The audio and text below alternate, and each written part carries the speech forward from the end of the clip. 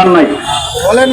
বন্ধুগণ, আপনারা জানেন বুয়েটের আবরার হত্যা হয়েছিল আওয়ামী লীগের নেতা কর্মীদের হাতে। এটি যখন সংগঠিত হয় তখন কিন্তু মদত দিয়েছিল ভারত অমিত শাহর মাধ্যমে। হত্যাকাণ্ডটি ঘটার পর মাঝখানে প্রায় 5 ঘন্টা সময় অতিবাহিত হয়েছিল। সেই সময়ের মধ্যে যারা হত্যা করেছিল তারা কাদের সাথে যোগাযোগ করেছিলেন জানেন? সেটি আজকে বলছি। হত্যাকাণ্ড ঘটানোর পর এরা যোগাযোগ করেছিল ব্যারিস্টার সুমনের সাথে আইন বিষয়ে জানতে। এরা যোগাযোগ করেছিল তুহিন আফরোজের সাথে। এরা যোগাযোগ করেছিল এই যে বর্তমানে যাকে নিয়ে আমরা কথা বলছি ইসকন নেতা চিন্ময় কৃষ্ণ দাস, এদের সাথে যোগাযোগ করেছিল।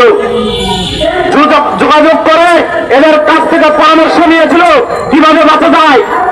শুধু তাই নয়, এই চিন্ময় কৃষ্ণ দাস পর্যন্ত সীমাবদ্ধ ছিল না, আরো অনেক দূর গিয়েছিল। আরেকজন গ্রেপ্তার হয়েছে না বিচারপতি শামসুদ্দিন চৌধুরী মানিক। এই অপদার্থ বিচারপতির কাছেও যোগাযোগ করেছিল। এই আবরার ফাহাদ হত্যার মূল মাস্টার মাইন্ড ছিল আওয়ামী লীগ। এদের সাথে সম্পৃক্ততায় জড়িত ছিল ইসকন, কারণ ইসকনকে প্রেসক্রিপশন করা হয়েছিল ভারত থেকে যেন আবরার ফাহাদকে দুনিয়া থেকে সরিয়ে দেওয়া হয়। যারা গ্রেপ্তার হয়েছে, যারা আদালতে আছে, যারা কারাগারে আছে, সকলকে যদি আবার জিজ্ঞাসাবাদ করা হয় তখন তারা এটি পরিষ্কার করবে। গোয়েন্দা সংস্থার ভাইদেরকে দৃষ্টি আকর্ষণ করে বলছি, আপনারা এটি এখনো উদ্ঘাটন করতে পারেন নাই। গতকালকে কিছু তথ্য দিয়েছি, আপনারা সেটি হয়তো আজকে দেখেছি কিছু তথ্য আপনারা নিয়েছেন।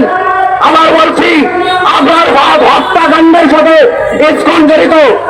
আজকে আমার ভাই সাইফুল ইসলাম আরিফকে এই ইসকন যেভাবে নৃশংসভাবে হত্যা করেছে, তার পিছনে যেমন ভারত জড়িত, তুহিন আফরোজরা জড়িত, মানিকরা জড়িত, আওয়ামী লীগ জড়িত,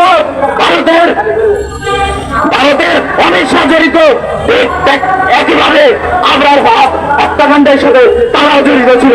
ধন্যবাদ।